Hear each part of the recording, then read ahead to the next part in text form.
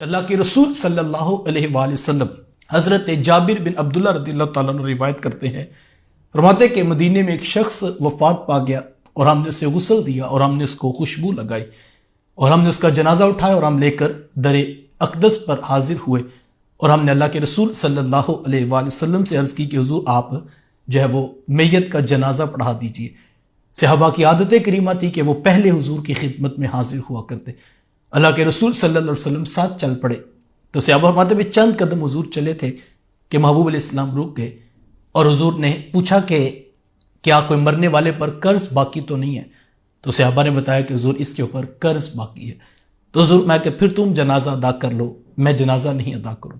اتنی بات ارشاد فرما کے حضور واپس پلٹ کے حضرت ابو قتادہ رضی اللہ تعالی عنہ وہ بھی مجمع میں موجود تھے تو ان کو سخت پریشانی ہوئی کہ چند پیسوں کی وجہ سے یہ اتنی بڑی سعادت سے محروم ہو رہا ہے، تو انہوں نے بڑھ کر آگے صحابہ سے کہا کہ اس شخص کا قرض میں ادا کروں گا۔ وہ کتنا قرض تھا؟ 2 درہم۔ حضرت ابو قتادہ رضی اللہ تعالیٰ عنہ نے ذمہ داری لے لی۔ صحابہ پھر حضور کی خدمت میں آئے اور عرض کی کہ حضور ابو قتادہ نے کہا ہے کہ وہ یہ قرض ادا کر دیں گے، لہٰذا کرم فرمائیے آپ خود آ کر جنازہ پڑھا دیجیے۔ حضور میں ابو قتادہ کو میرے پاس بلاؤ۔ وہ حاضر خدمت ہوئے تو حضور میں ابو قتادہ یہ قرض تم ادا کرو گے؟ عرض کی حضور میں ادا کروں۔ حضور میں پورا ادا کرو گے؟ عرض کی حضور پورا ادا کروں۔ پھر فرمایا کہ ابو قتادہ کیا قرض خواہ یہ قرض تم سے اب طلب کرے گا؟ میت کے ذمے اب کوئی قرض نہیں ہے، میت بری ذمہ ہے۔ انہوں نے کہا جی حضور وہ قرض میرے سے مانگے گا اور میں ہی ادا کروں گا۔ آقا کریم علیہ السلام تشریف فرما ہوئے اور حضور علیہ السلام جلوہ فراز ہوئے اور آقا کریم علیہ السلام نے جنازہ پڑھا دیا۔ جنازہ کی تدفین مکمل ہوئی، صحابہ اٹھ کے گھروں کو چلے گئے۔ صبح حضرت ابو قتادہ رضی اللہ تعالیٰ عنہ اللہ کے رسول صلی اللہ علیہ وسلم کی خدمت میں حاضر ہوئے۔ جیسے ہی ملاقات ہوئی تو حضور نے فوراً پوچھ لیا ابو قتادہ وہ کل والے قرض کا کیا بنا؟ تو عرض کی حضور وہ کل ہی تو وفات ہوئی ہے، یعنی ابھی 1 دن تو محبوب گزرا ہے، تو مطلب یہ تھا کہ میں ادا کر دوں گا۔ لیکن حضور نے فوراً پوچھا کہ ابو قتادہ وہ کل والے قرض کا کیا بنا؟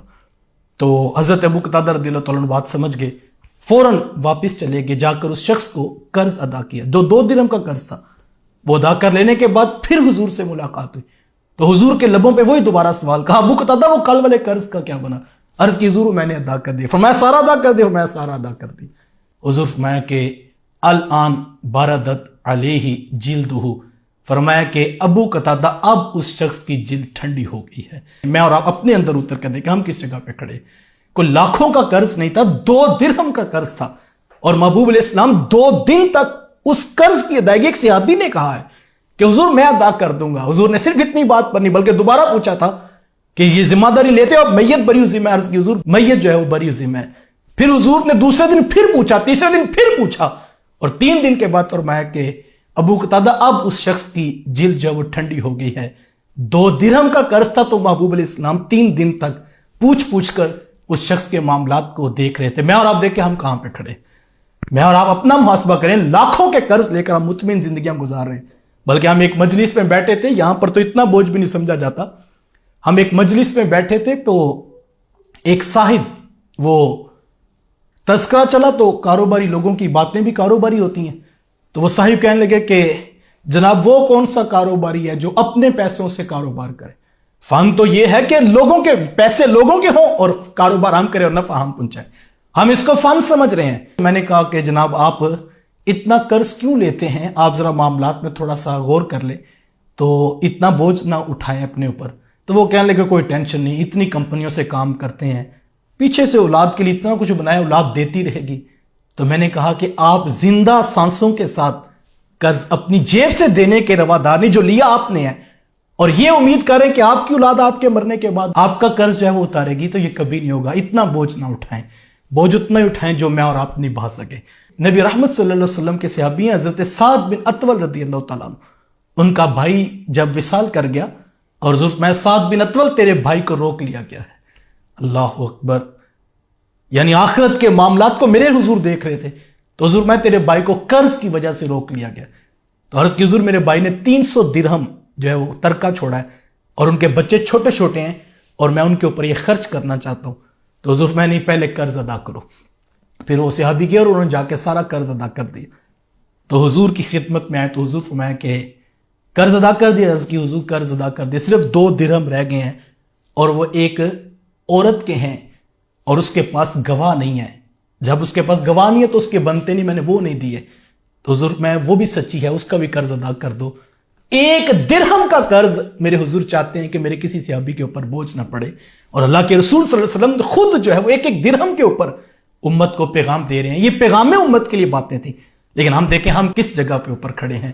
ہم نے لاکھوں اٹھا لیے اور ہم نے لاکھوں ہڑپ کر لیے اور ہم مطمئن ہو کے زندگیاں گزار رہے ہیں. شب برات کی آنے والی رات برکتوں کی رات ہے، جس کے اندر فرمایا گیا کہ قبیلہ کلب کی بکریوں کے بالوں کے برابر گناہ گاروں کو بخش دیا جاتا ہے. لیکن اس توبہ والی رات، اس برکتوں والی رات، اس عظمتوں والی رات سے قبل میں اور آپ سچی توبہ کرنا چاہتے ہیں تو پہلے اپنے معاملات میں غور کریں.